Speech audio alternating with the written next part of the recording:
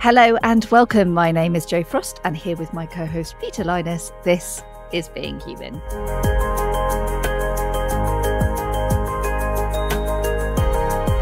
Afternoon. Well, yes, good day. How are you? I'm sulking. Because there's no sunshine. I know I am the most British person in the world ever, but I love talking about the weather. I hate talking about the weather. I'm so upset. It's gone back to November again. Well, it's a rare moment when you should move out of London and come to Northern Ireland, where it is definitely a balmy, 13, 14 degrees. Beautifully still. The sun is just about getting through. So no, today is the day, the one day yeah. you should come to Paris. Because I used to live in South France, as you know, but listeners may not. And I do actually continue to torture myself by having saved the weather forecast of where we used to live, so I can see just how much I'm suffering for Jesus right now by being in London and not in the south of France. That is a whole other episode of your theology of suffering for Jesus by being in London, but we'll maybe pass on that. Yes, but I don't know why you do it to yourself. Don't. I just want to be warm.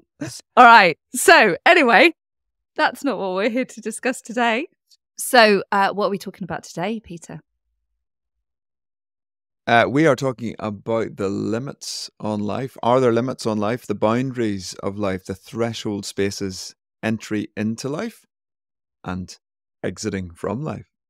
So if you want to just be blunt about what that means in terms of the kind of public policy media debate, that is abortion and euthanasia are the two big topics that often drive that conversation. Right. Yes, because being human at its most simplistic level is about being literally alive.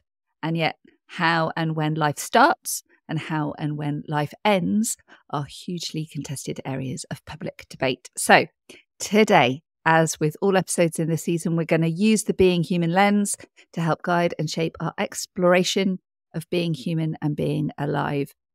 Once again, we'd like to remind you, please do get in touch with us if you've got any questions or comments about some of the topics that we're covering this season, or anything you would like us to cover. You can email us at beinghuman@eauk.org. You can get in touch with us on social media, but also please do remember to like, rate, or subscribe. We're now on YouTube as well as your favourite podcast platform. So please get in touch, follow us, connect with us wherever you can. We would love to hear from you. Right. So we're on massive topics, the beginning of life, the end of life, the boundaries of life. And these are massive issues in the UK. They are massive issues globally. There was a program on, I think it was about 6 months ago now. It was Prue Leith of the Bake Off fame, Prue with the wonderful glasses and matching outfits. So, and her son is Danny Kruger, who's a Conservative MP, and they did a little program together. Prue Leith, who must be in her 80s, I would say by now. She doesn't look it, but she's actually quite old. She is. You can Google it. I think she's just turned 80, or thereabout. Right, Joe is definitely Googling now while I say that. She is in favour of assisted suicide, assisted dying. Even the language is contested here, so I would call it assisted suicide. And she wants the law change to allow that to happen more easily in the UK. Danny Kruger, her son, the MP, is against that. I think that's an unhealthy idea. And so they went off to Canada together to see what's happening there, something we will return to shortly. And Jo would now chip in, but she's so busy Googling to find out that Prue Leith is in fact 81 or something, isn't she? 84? 84. Unbelievable. What? Yes. May I want her face. See, That's amazing. We do fact check every episode, even if it's live on the show. No, we don't. We fact check it live. We fact check each other. That's the only reason anything is accurate on this show, because we usually don't believe the other person. So with that, and Sally Phillips, the comedian, I think she might have done a show, A World Without Downs, but she certainly has commented a lot on her own son comedies. She's big in the campaign Don't Screen Us Out. So Yes. Campaigning against legislation, proposed changes around whether or not you can screen for and then have terminations based on the likelihood of your unborn baby having Down syndrome. Yeah, and she's done like the morning shows. I think she has done a specific program on it. Her son Ollie, she's talked about something who's 14 now, who has Downs, and she talks about the reality of what that legislation would allow us to happen. And in fact, what happens in other countries, and we'll come on to that more, but I mean, essentially they are screened out. Iceland has literally 1 or 2 Downs babies a year born now because their screening program is so comprehensive, stroke, totalitarian, stroke, problematic. You could put a lot of words in there, but fundamentally, there are virtually no Downs babies in Iceland, Denmark, similar number of the Nordic countries taking that approach. So huge issues. And very live. Very live. We are hearing more and more chatter about proposed legislation coming through both Westminster and some of the devolved governments within the UK, Scotland probably being the biggest, especially around end of life and assisted dying legislation. So this is coming. It's absolutely right at the forefront of so many political and societal debates. And whether we like it or not, the American election is going to have a huge thing around abortion, and the American election has a big impact everywhere, whether we like it or not. It's just the reality. So that's definitely where we're going to hear more about it as Indeed. Well. Okay, so reminder, the Being Human lens is a tool which we use to explore contested and cultural issues and storylines to help us understand who we are and how we can live in the world around us. It helps us explore the stories that we're immersed in, as well as the God story that invites us to live truly, fully human lives in Jesus. So around the lens, we've experienced significance, you matter, who matters. This is where we explore issues around equality, dignity, and identity. We go to connection. This is where we see that we matter to each other. No man is an island, but we are interconnected. So this is our space for relationships, for justice, and for peace, as we explore how we are connected to each other, to God, and to the world around us. We then land in presence, being here, now, matters, recognizing that we are physical, cultural, and temporal human beings. We live in a place, in a time, and in a season. And then finally into participation. The difference that we make in the world matters. This is where we explore our power, our purpose, our freedom. So we're going to put beginning and end of life in our focal point and explore around these 4 core aspects of what it means to be human and ask, does the God story and does the King of that God story, Jesus, invite us into a better story to live and to be in the world? Peter, significance, kick us off.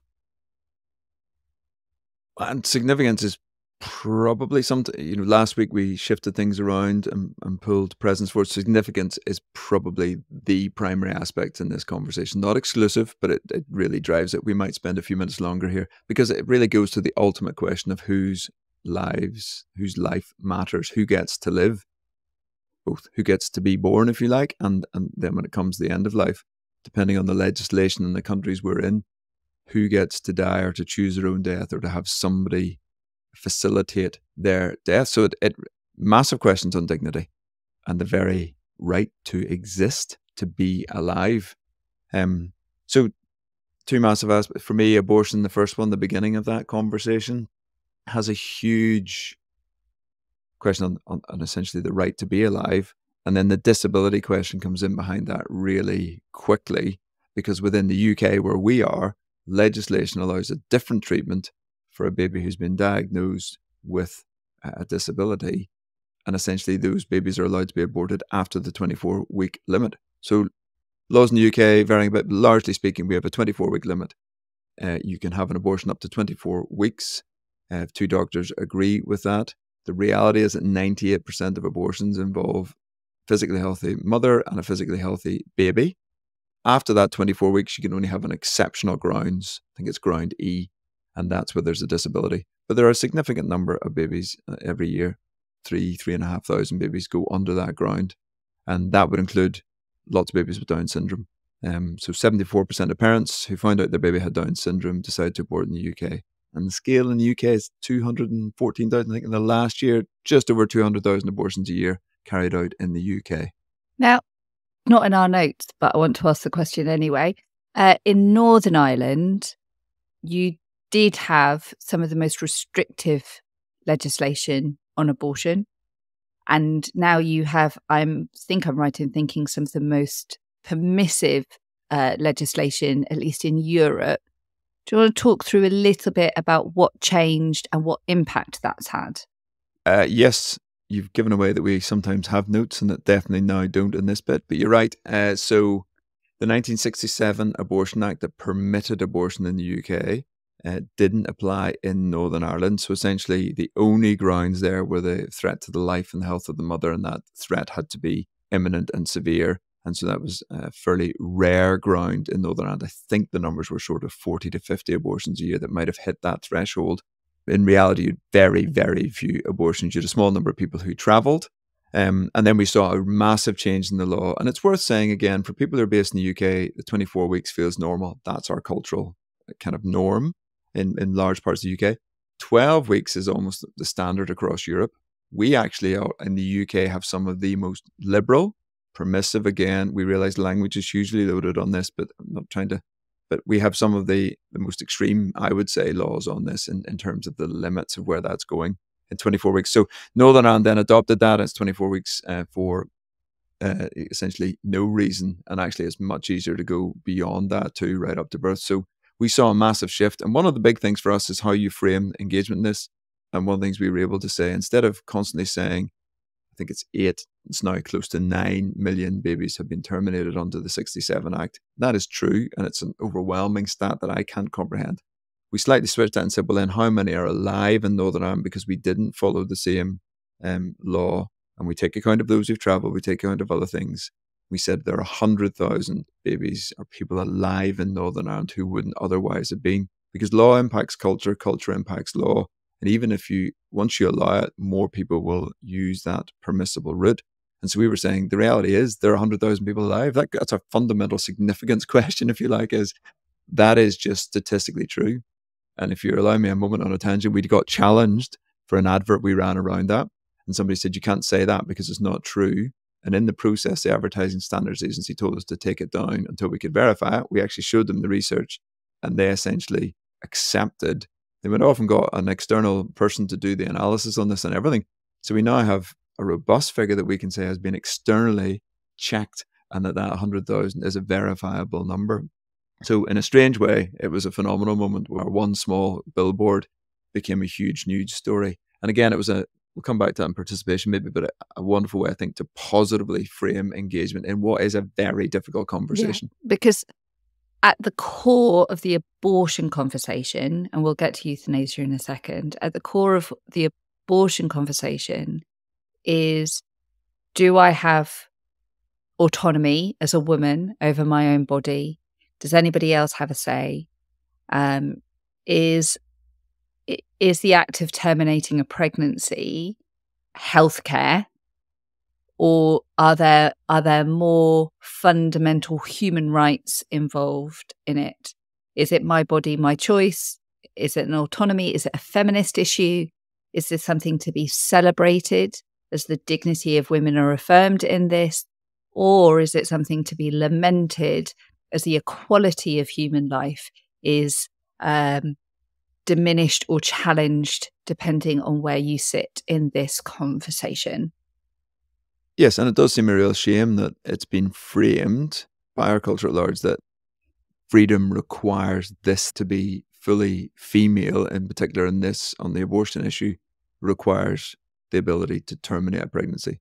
And to be fully human in the wider euthanasia conversation requires the right to have a doctor end my life at the time of my choosing.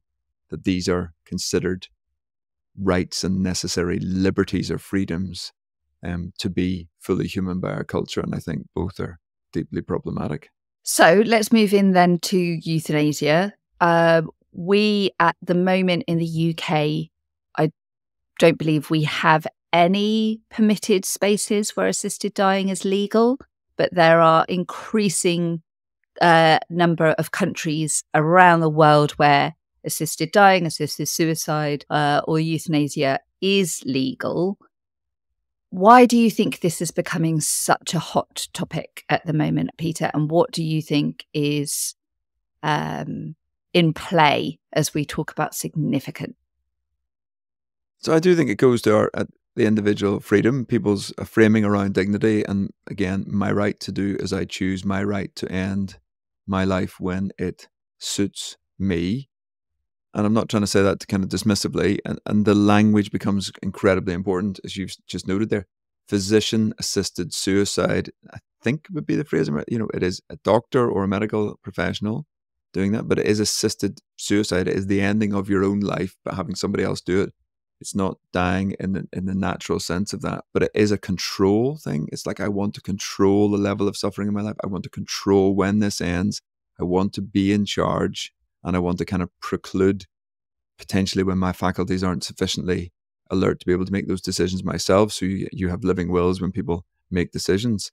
We'll come to in a minute what's happening in Canada, because I think it also pushes into our ability to resource and do dying well. A good death is something that I think we should be able to talk about and have good conversations about. But fear around that and the costs involved in that are also driving some of this conversation, I think. So control is right at the heart of that, and fear around death, I would say. But curious to hear what you think on that too. Yeah, I suppose for me, when we get to significance, I probably want to tap into the conversation around the idea of dignity and the indignity of a bad death. When pain and suffering and the quality of one's life diminishes, we are, as a society, really uncomfortable with death. We ignore it, we shove it away, we don't really want to think about it. But we certainly don't want the indignity of a prolonged, maybe, but certainly a painful death. And so I think there's a huge amount of compassion attached to the narrative of euthanasia and assisted dying. When we look at somebody's pain and suffering, we as a society want to eradicate that. And I think there's something really good and positive in that. But I suppose I want to get to the point of saying, actually, there is dignity in life in and of itself, that we are image bearers of the author and sustainer of life. And therefore, death is the antithesis of that. It is completely counter to our being. And therefore, to hurry death, both in ourselves and in others, I think there's something kind of profoundly unsettling about that as a narrative that we want to pursue, rather than asking the question, where is the dignity in dying well, but recognizing the finite and fragile nature of what it is to be human and what it is to be alive. So I really sympathize with the motivation behind it. But arguably, with both of these storylines, where I struggle is the solution being proposed. So whilst I understand why, and we'll get into this in a minute with abortion, I understand the motivation for a pregnant woman in crisis to have an abortion. I don't think abortion is the solution. And similarly, at the end of life, I get the motivation to want to die with dignity and have the control over when that happens. I'm not convinced that euthanasia is the solution for that. I think there is a better way.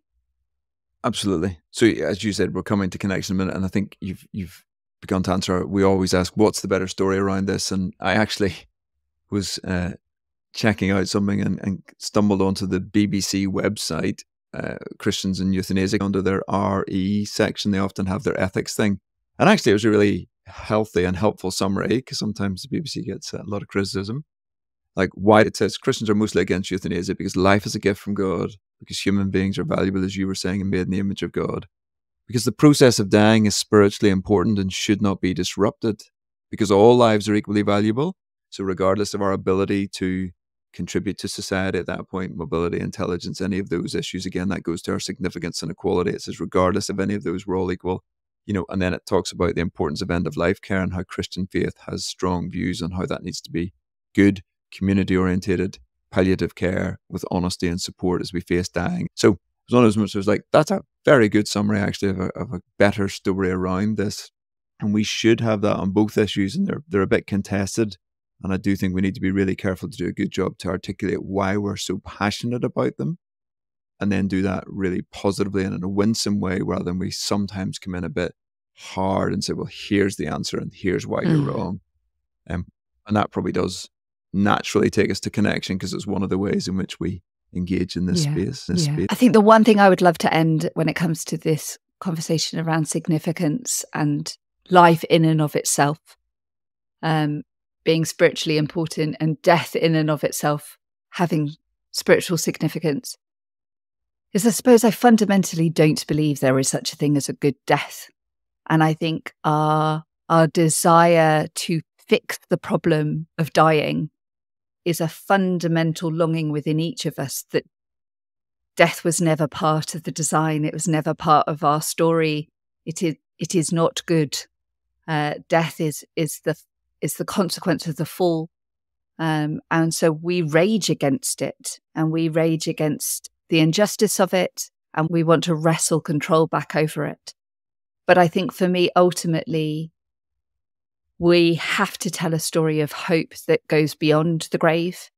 And I suppose the question of quality and purpose of life, if those things are so diminished that we say it is better for you not to be alive at all, then we are ultimately offering a fundamentally hopeless story. And I think in Jesus, there is always hope. Hope wins. Our story has a good and beautiful conclusion. And so I think recognizing the futility of a good death, but knowing that in Jesus there is always hope, is a fundamentally important storyline when it comes to significance. But we're going to take a break, and when we come back, we're going to look at the idea of connection, that we matter to each other, and how does how we start and how we end life affect our relationships with each other, with God, and in the world.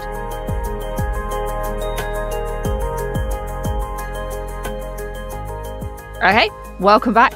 We are in the second aspect of connection. We're looking at the beginning and end of life and how that affects our being human in and of this world. So how does abortion and euthanasia interact in the aspect of connection, Peter? Well, I guess both are a push for freedom in their various ways, but the reason they're challenging is because of the connection.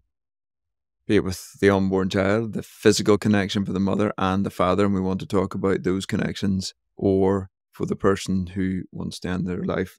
One, they require a doctor, but there is always a family in some shape or form. There are a series of connections, and any decision we take impacts another person.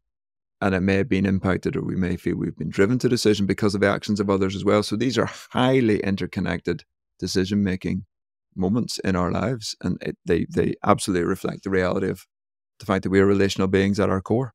And I think a lot of the political conversations that I've seen want to diminish that interconnected aspect of the conversation. So it is a woman's right to choose. It is a woman's right to have autonomy over her body. The father doesn't get to say, the unborn child doesn't get to say, society doesn't get to say, politicians don't get to have a say. It is ultimately an individual's choice over an individual body. And I think that's probably, at least around the abortion conversation, the bit that we want to really kind of push around a little bit and ask, is that true? And is that a good way to live and to operate? Because actually, no human life has unfettered autonomy over another. And whatever somebody decides to do, whatever a woman may choose to do with her body and a pregnancy, it cannot be true that that is an isolated decision made at an individual level. There are always other lives affected by that choice. Yes. So I think we're moving off script. It's always risky. Let's see. So I'm going to ask you a little bit about the abortion question, and then maybe I'll speak a little bit about the euthanasia question and those connections. Because while I reject the premise that a man doesn't have a voice in this conversation, we have to acknowledge it's a different voice. And one of the things we want to say is they should be absolutely connected into it. But I think it is really helpful to hear, because you've been talking to quite a number of people who've journeyed this. So that connection part around abortion and how you wrestle with that. Yeah, I think it is really interesting, at least in my space. So a lot of the women that I talk to, especially outside of the church, would presume that in order to be a intelligent, feminist, progressive woman of the world, I must have a pro-choice worldview. So I'm often in conversations where people assume my perspective is a shared perspective with the kind of prevailing female narrative that is out there. But when you cut behind it and get behind some of those statements around, I'm allowed to do what I like with my body, and it wasn't a right time for me, and I'm really glad that I made that decision because my life is better now, instead of pitting the political against the individual, because that's often how it feels, a woman versus the political man telling what a woman needs to do with her body, I actually use a quote by Karen Swallow Prior quite a lot. So, friend of the show. She wrote in the New York Times a few years ago when Roe v. Wade was overturned by the Supreme Court. She wrote an article the next day. And in it, she said, I lament of the impoverishment of a social imagination that cannot conceive of a world in which women can flourish without abortion. And so when I raise that as a question, what is it about abortion that is solving the problem for women and their freedom? It raises up a whole different conversation, because abortion is the course correction of an injustice against women. So women were bound to the home, they were bound to the family, they were bound to domestic life. And the only way that they can use their intellect or their creativity or become economic forces within a society is to rid them of the obligations of the familial and the domestic. So this course correction of the injustice of trapping women in the home is only made possible, the argument goes, by having access to abortion.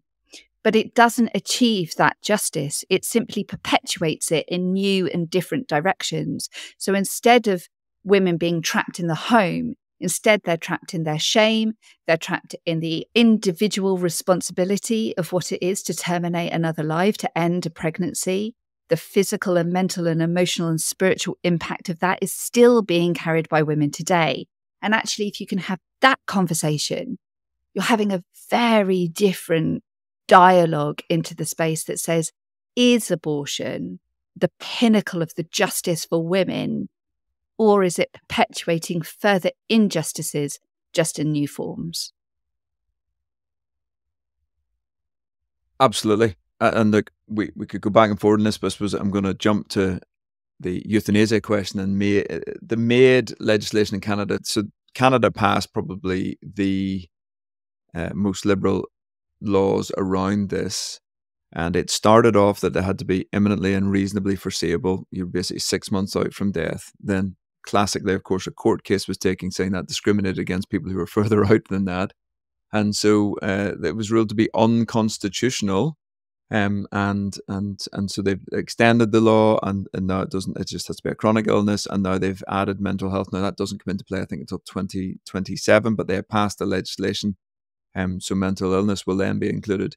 And as one of the key physicians said, what this tells me, what the growth in this in Canada says, is that Canada has paid the most attention to individual human rights and autonomy. So, well, actually, we probably agree on that, myself and that physician. I'm not sure that's a good thing, and in fact, I'm very sure it's not a good thing, the growth, because what has ended up happening is 40,000 people have gone through this legislation. It'll be more now. That was the last set of figures. 4.1% of all deaths in Canada are now physician-assisted suicide. It rises to something like 7% in a place, Victoria, on the island of Vancouver Island, just because of the elderly population. So this has grown fairly significantly, 4%. I mean, that is a staggering amount. And again, it's that individual autonomy is what's driving it. But the figures coming out of Canada are beginning to tell us and people are telling their story. They're saying, I can't afford the healthcare. I'm a burden to my family. I'm a burden to the state and the resources. I don't have the resources to pay for any kind of decent care here. And so people are saying, because of poverty, because of family pressures, because of the cost of healthcare, those are the reasons. It's not individual freedom and autonomy in many cases. It's the pressures and the realities of relationships, which have both positive and negative effects. So because nobody's there to care for them. And we talk about a slippery slope argument, but it's absolutely the case. One of the biggest concerns for everybody is we're not able to provide sufficient care right now. And so people are making what I think are bad choices based on an autonomy. And they are ignoring the impact that has on many other people and relationships.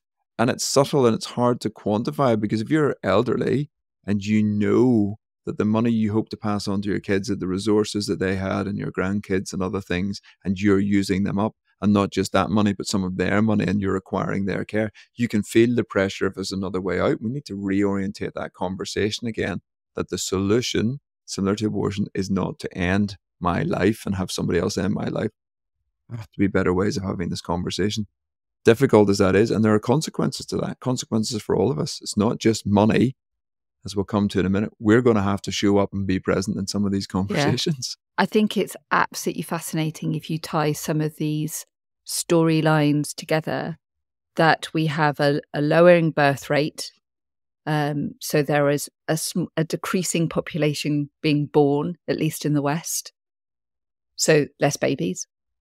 Then you have a workforce that is increasingly not working because of mental health especially, but health challenges. So you have underemployment in the workforce, and you have an aging population. All of these things are going to put societal and primarily economic pressure on the elderly and the older as time goes on. So one of the most pragmatic solutions will be to shorten the lifespan of the elderly so that we can rebalance the population as a diminishing younger generation fails to emerge, arguably. That's an argument that was being put forward a couple of weeks ago in different articles, and it sits really uncomfortably when you see it in such stark form, to say, well, we need the older generation to die quicker because we haven't got a younger generation coming up quickly enough to counterbalance it. But they're some of the societal conversations that we are having, but we're just having them at a really insidious level, where this is being proposed as a good and beneficial storyline for us to live in. But actually asking the question, where's this coming from and what's driving this, may reveal to us source of skepticism and doubt around whether or not these stories are quite as good as they're being presented to be.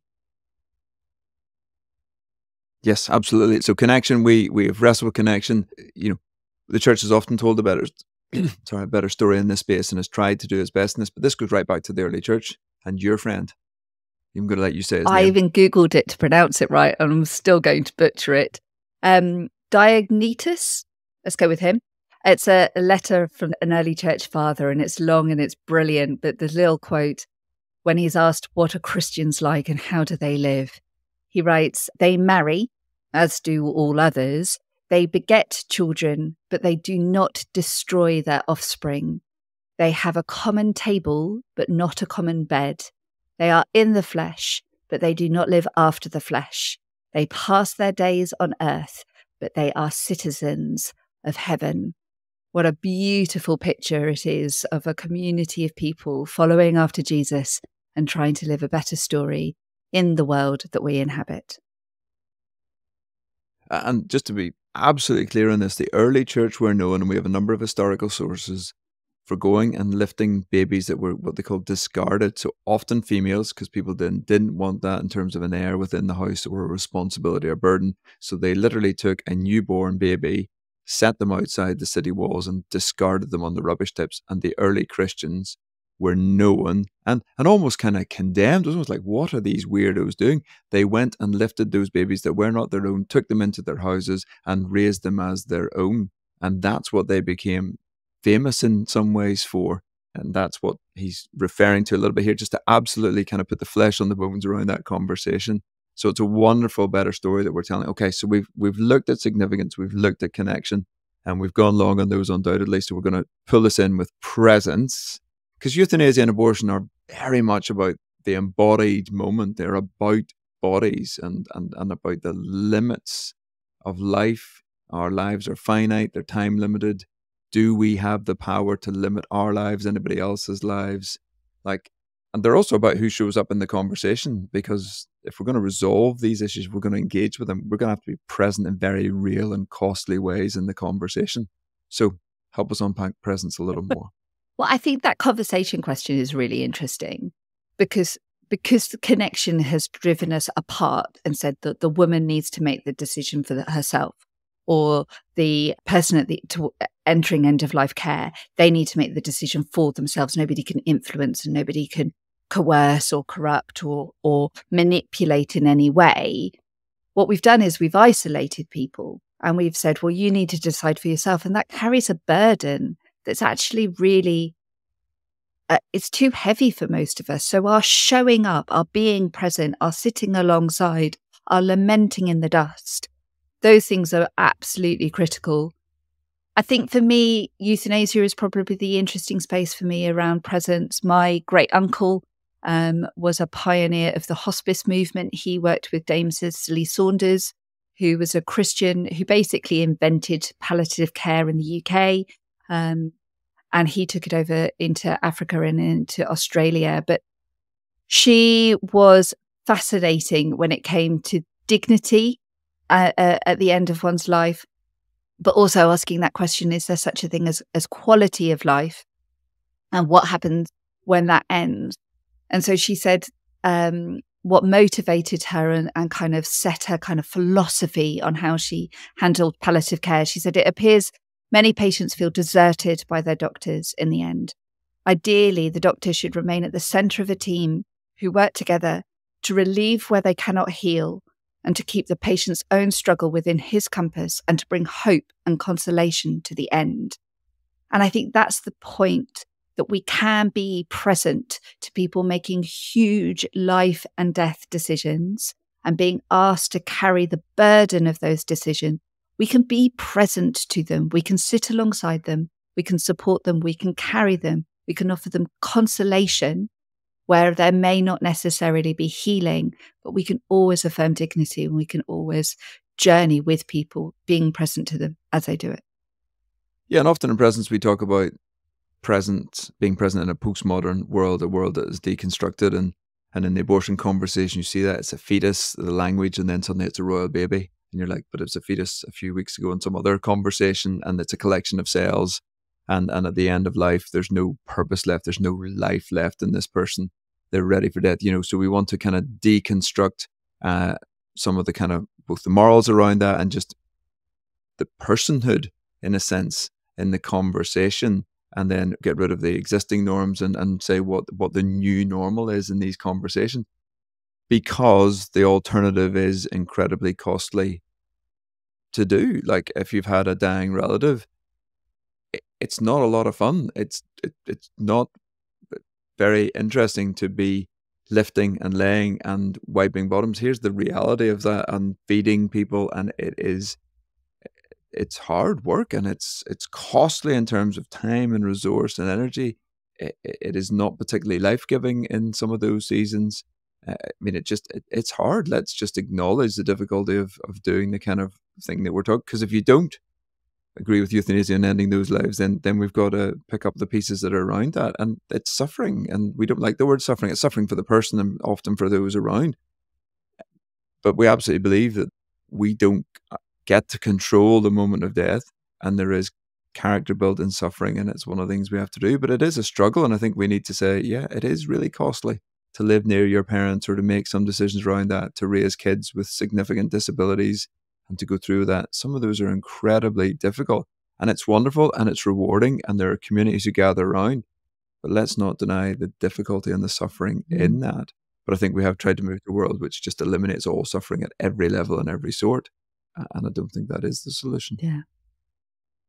I completely agree. I think the costliness of life and of death are significant things. And even just this conversation will stir up so many emotions in people, whether it's because of the story that they've lived themselves or because of the stories that they know that are being lived by those that they care about and love. And none of these things bring out the best in you. The cost that it'll have to damaging relationships, memories, and all of those things. This is a deeply, deeply problematic and desperately sad space that is not as it should be. These are not conversations that we should be having. And to fail to acknowledge that misses the point. But to try and eradicate it and say, well, we don't have to live like this. This shouldn't be our story, so we're going to fix it, fails to recognize actually what it means to live in a broken and messed up world where we don't live as it should be. And one day, a new heaven and a new earth will come. And there will be a time of no more pain, no more suffering. Every tear will be wiped from their eyes. We don't live in that yet. And so we must always acknowledge the cost of being present. Absolutely. And we've said it before about the lens, it merges. These are not very distinct categories because you can see immediately that presence, for me, I can feel it's taking me to participation in a sense because I'm already thinking to be present is to also participate at a very localized level because every human life has an impact on the lives of those around them. And these two conversations take us right to kind of pivot points on that power, purpose, freedom questions. If a life is seen to have no purpose, and who decrees that, and that whole conversation, but who then also has the freedom and the power to end it. And a lot of these conversations are about power and freedom to redefine or end a life without purpose, or to declare who has purpose and who doesn't in these moments. And yeah, so that's probably why they come, for us sitting within that participation lens, that those are the questions that really come to mind really quickly. And it's worth saying that we came up with the word participation because of this very storyline, and was largely influenced by an interview that we did a few years ago on this podcast with Sarah Williams, who was talking about the pregnancy that she had. Nice little book plug there. What's the name of the book? The Shaming of the Strong. That was just for the YouTube viewers. The Challenge of an Unborn Life. So Sarah was pregnant with a baby girl who was diagnosed in the womb as being non-viable. In other words, she would not survive once she was born. There was no purpose to her life. So it's safe to say that up until that point, a lot of people had assumed that the being human lens would include the word in its primacy, purpose. A lot of people talk about being human as meaning and purpose. And yet the participation of Sarah's daughter in her life, the impact that she had, wasn't purposeful, but it was nevertheless impactful. She participated, she took part, she made a difference. And to ignore that or to diminish that because she was not going to have a purpose-filled life in front of her is to ignore a part of her story. And so what we wanted to do with the Being Human lens was to make sure that we carried the truth that human lives are participatory. They may not necessarily always be as purposeful as we may want or desire. That doesn't make them any less human. And so I think for me, that's the crux of this conversation, is to be human. Does it necessitate purpose? And if it doesn't, what does that do to our sense of humanity? Yeah, and Paul and Sarah wrestle as very powerful individuals in the sense of highly educated, good jobs. Paul at that stage was an economist, Oxford educated. Sarah was an Oxford prof. And they said the pressure they came under from the medical professionals about what was just presumed as the new normal. You will obviously end this pregnancy. And they said, no, they didn't want to. They said, well, actually, it was that's an invalid choice. They were so almost dismissive. No, you don't clearly understand. You have to. We're moving to that. and ultimately Kerry was born and didn't survive very long. But Sarah wrote about those experiences, and I found it one of the most, like, I mean, I was on a floor in a bathroom in an apartment we lived in Canada at 3 a.m, finishing this book. I just couldn't stop reading it, having got to know them a little bit. So that's a very personal level of engagement, but actually very thoughtful, because they step back and analyze it, right through to the kind of, well, going back to Danny and Prue again that we talked about at the start. They're wrestling with it and doing it in a very public way on a TV show, but also how do we disagree well and have some of these conversations and talk about it well. Karen Swallow-Prior, a friend of the show, has written very publicly that she attended lots of pro-life rallies. She was very engaged in that space, that she was passionate about it, but she's also written a lot about it. She's very thoughtful about it, and she engages as a real campaigner, but somebody with a lot of integrity who's written and written really articulately about it. So lots of different ways in which we engage, because these are very live in the UK right now. There are a series of amendments and bills coming through. And it's also contradictory. So the abortion one, for example, right now, there's a criminal justice bill. Dear knows when you'll listen to this and where it'll be in its journey, because it's been bouncing around for a long time. But there's one measure wanting to reduce the abortion limit from 24 weeks down to 22 weeks.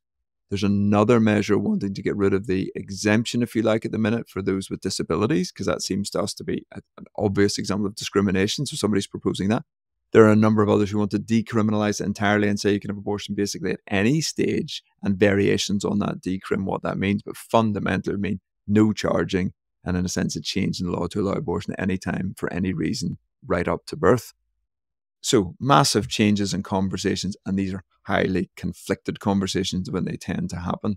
So just even engaging well is tricky. Yeah. And I think that's the biggest thing I've noticed, just circling almost back to where you asked me earlier about connection.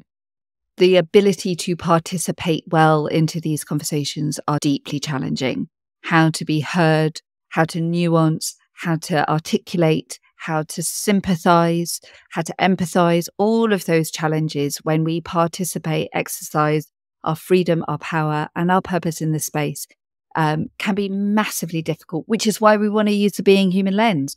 Tell me about how this affects your sense of dignity or your identity, or questions around equality. Tell me how this affects you and those around you. How does this affect your body and your place in the world? How do you interact with it? All of these questions help us engage and participate in these conversations around beginning and end of life, which leads us straight, seamlessly into practicing and inhabiting a better story. Practices, Peter, what are your suggestions as we explore these conversations further? Well, regular listeners will be somewhat surprised with the irony. I'm going with hospitality. I'm claiming it before you do. Fine. Rude. It's in one sense, it's so obvious that we have to do that. This is the costly part of it. We have to be hospitable. That might look like adoption and fostering, and our wonderful friends at Home for Good and others who are leading the way and helping the church to do that. Like, how are we hospitable and bringing people in? It might be respite care in terms of the fostering. It might be opening our homes for those who are wrestling.